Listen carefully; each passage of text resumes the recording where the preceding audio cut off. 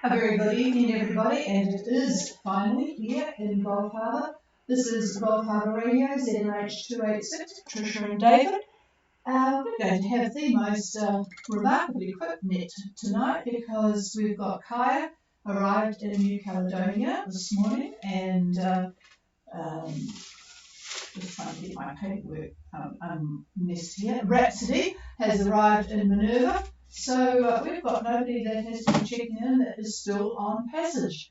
So I thought I would just give you a bit of information there was an interesting article about wave heights around the area, and I thought it was quite interesting. It was in the paper. But also just a notice that there is a boat leaving Opua beginning of August. No, beginning of July? Is it the beginning of... Oh my goodness, I am a bit confused here tonight. August, that's right. He's leaving in August and needs crew to go to Norfolk Island and New Caledonia. So if you're very, very experienced captain, going to Norfolk and New Caledonia. So if you're interested in that passage, you'll certainly learn something. But I think he wants somebody that's not too fresh. But if you go to Norfolk, you do need a visa if you are not a New Zealand or Australian citizen, but apart from that's easy enough to get, but I just thought I would mention that. So there's an opportunity for someone who wants a bit of ocean experience, and you would be hoping not to get the experience that I've just been reading about in these, it's all about the buoys that are around, or buoys as we call them in New Zealand, but because I've got this American with me, I call them buoys now. It was really quite interesting. There have been quite a few 1 in 3,000 year wave heights this year.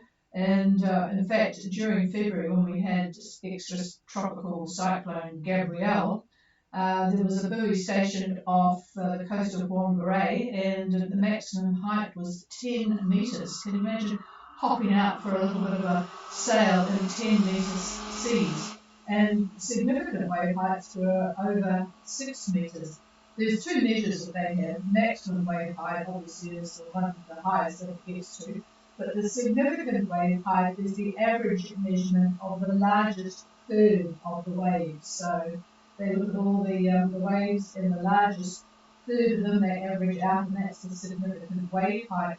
Over on the east coast, because that's sort of where it ended up, the Baker's wave ride buoy picked up a 6 metre one, and then it snapped free of its moorings. So that must have had quite a significant one. But anyway, they feed all this data. As you know, there is a satellite that picks up wave heights too, but of course there's not all that many satellites, and often they miss some of the more significant wave heights. So, but anyway, all the information is gathered together. You wouldn't have wanted to have been around the Chatham Islands in April, because on April the 29th there was a maximum wave height of 13.6 metres, that is, a 4-storey building. That would certainly scare you a bit, wouldn't it? And the same, that this was a drifting buoy, and it had similar wave heights on April the 16th and March the 8th. So it's not exactly a 1 in 3,000 year event. So we're looking at waves quite regularly that exceed the 10 metre and sometimes getting to 25 metres. And in fact, a few years ago, 2014, the survey ship HMNZS Wellington had to turn back from heading towards the subantarctic islands because they were getting 14 metre waves quite consistently. So anyway, it's worthwhile. Obviously, people say there's all these road waves, but there are 3 things that contribute to some very serious and dangerous waves. Obviously, the first one is a high wind speed. The second one is a large fetch, and unfortunately where we live in this bottom part of the world, there are lots of areas of ocean that have a very long fetch. And of course you need a consistent wind direction, not one that's sort of moving around the clock, but one that's sort of steadily from, say, southwest for some period of time. So they finished the article by saying that significant waves of around 5 to 7 metres are often measured around the New Zealand coastline. We don't have a lot of these smaller wave buoys, but they're there. And the good thing about the buoys, as opposed to the satellite stuff, is that they have vertical accelerometer techniques to measure the sort of the speed enforced upwards and downwards. So all in all, it was a very interesting article.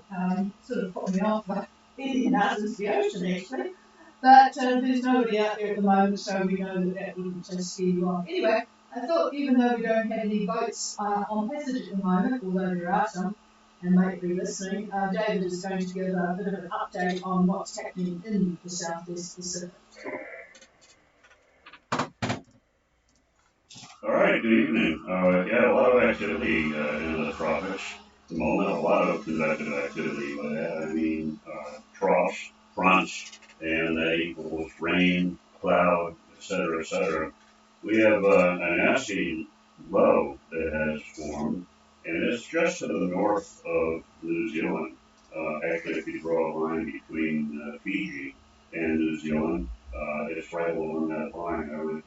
I had to pick the center of it. I would say it would be about 32 south, and about 170, we'll call it 177 east, 177 east. So on either side of that low, we draw a line again between the low and Fiji.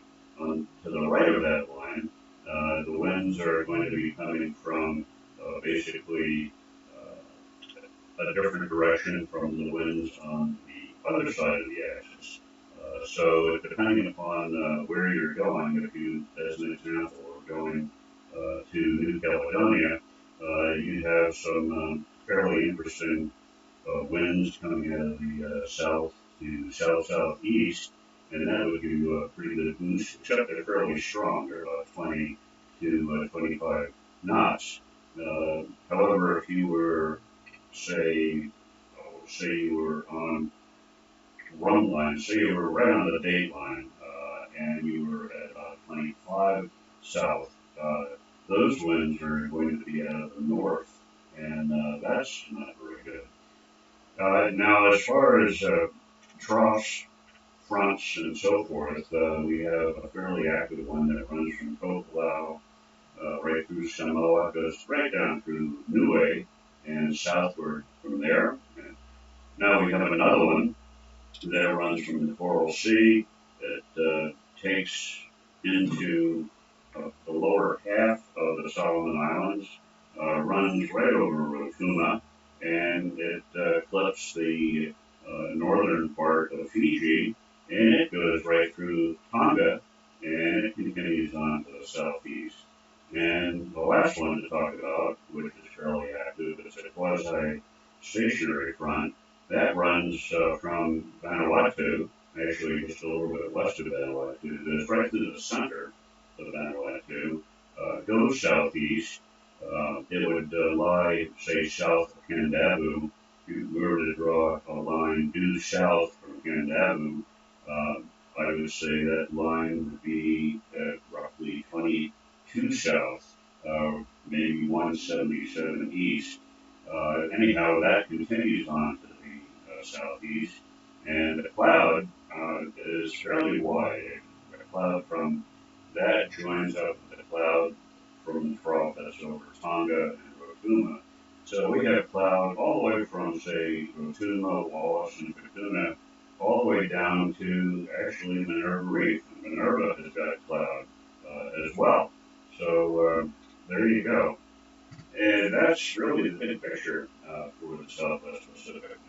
So those of you that are in Minerva now, and we've got a few left there, I guess, it's going to be interesting as to when you decide that you're going to head up to Fiji. Like I said, Fiji or Tonga, because at the moment we do have that trough activity, frontal band activity. Looking at say you decided to leave on Friday, just for lack of a a different thing to say. If you were to leave Minerva on a Friday, your winds as you depart whether north or south Minerva, the winds start off being southerly, but then you can get a little bit further north. They're did I say southerly? No, they're going to be westerly. Then you can get further north, they're west southwest, and then you can get closer to Fiji. They're more or less southwest, but if you're going into Nuku'alofa, they're westerly winds. And again, even on Friday, we still got frontal band activity with rain and showers and all that. I know that's not what you planned on having being there, but unfortunately, that's the way it's going. So I'm going to pass it back to Trish, Chief, and if you have any questions coming out. Yeah, all very peaceful. So, anybody with anything, questions, comments, info for others, please call now.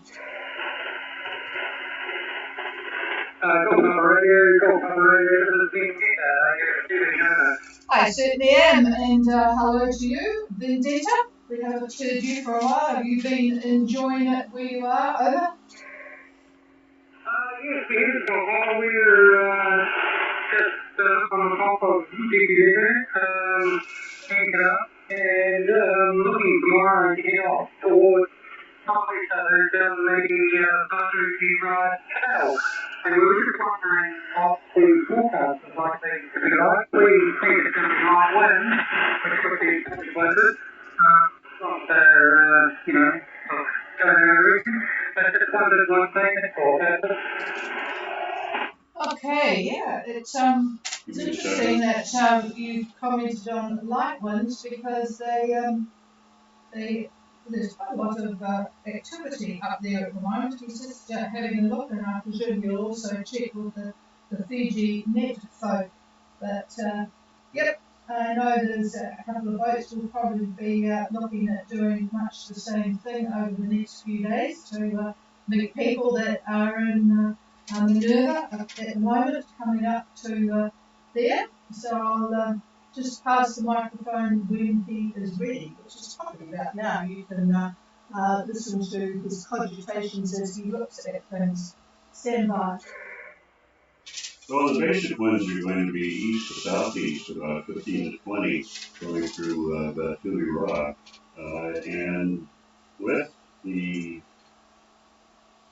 trough conditions that we've got, I'm looking at not only satellite imagery, but what the models are saying.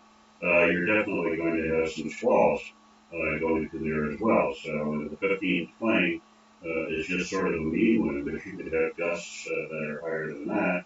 And on the other hand, you can have hardly any wind at all as you're going through. My guess would be fresh winds, I think I would call it, through tomorrow.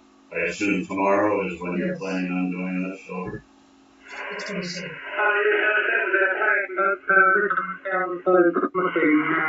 What you were saying, what does it look like on Friday? Friday. So what does it look like Friday? Friday US. Okay, hang on. I'll tell you again. And I'll just remind David that this is the sister ship, sort of, almost sister ship, the Moody 44. I've forgotten your name. It's Mark, I think, isn't it? Over? Oh, sorry about that. Yep. Save me looking back. Yep. Okay. Actually, the modeling indicates fairly light winds on Friday. I'm looking at lunchtime, a little bit past that perhaps, and winds around 10 knots, almost variable, hard to tell what direction that they're coming from. But if I had to say any direction, it would be southeast. So yeah, apart from running into some squally activity from time to time, it looks fairly decent in terms of wind. Over. Great. So I think we'll make our plans to leave on Friday, Yeah, Roger. Okay. Well, we'll be on tomorrow and see who world has changed their mind, as the models have been doing lately. And also we'll see what the PG Met has got to say. They are calling off, actually, they're continuing with the 15 to 20 knots, I think, through Friday. And they're talking about a moderate swell coming through there, and they're also calling off moderate to rough seas. And they are warning of heavy showers. So there you go with regard to the trough. So I'd be careful about that. Not that there's a danger in the heavy showers, but it cuts the visibility down considerably. That's one of the hazards up there. So anyway, we'll look at it again tomorrow, see what they have to say. Over.